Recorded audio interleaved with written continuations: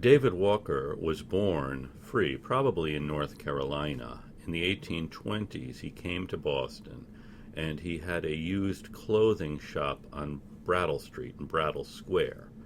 In 1829, Walker wrote one of the first abolitionist pamphlets, David Walker's Appeal to the Colored Citizens of the World, urging people held as slaves in southern states to resist their masters. The Bible gave them justification, the Declaration of Independence gave them justification, and Walker blasted Americans as moral hypocrites for announcing that all men are created equal and then holding people as slaves. Now, Walker smuggled or had these pamphlets smuggled to South Carolina and Georgia in barrels of the used clothing he was sending to clothe the enslaved people in Georgia and South Carolina, knowing that slaves would open these barrels and then would have these pamphlets in the barrels. Of course, if you are held as a slave, you probably don't need to read a book to know that this is a bad thing. But what David Walker's appeal did was tell people held as slaves in South Carolina and Georgia that there were people in other parts of the country who would support them, who agreed with them, that slavery was a bad thing. When the authorities in South Carolina and Georgia learned about Walker's pamphlet being smuggled in, they demanded that Walker be arrested for inciting slave rebellions. In fact, they wrote to Mayor Harrison Gray Otis to arrest Walker, have his pamphlet cease from publication. This is a dilemma for Mayor Otis.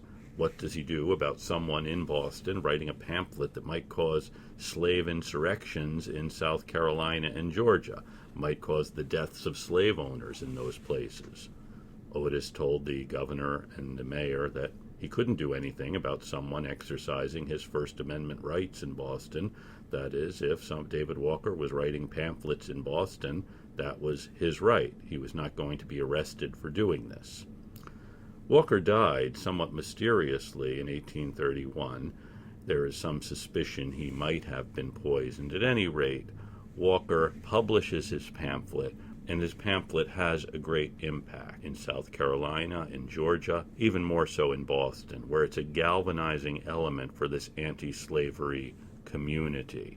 It's really the first and probably most vociferous condemnation of slavery published in the 19th century at a time when the whole tone of the anti-slavery movement is changing. Walker will not live to see the end of slavery, but in 1866 his son Edwin Garrison Walker will be elected to the Massachusetts legislature, one of the first African Americans to be elected to public office in Boston. He's actually elected from Charlestown and elected by a predominantly white constituency. But what we see with Walker is the beginning of a vocal and concentrated and well-organized anti-slavery movement based in Boston.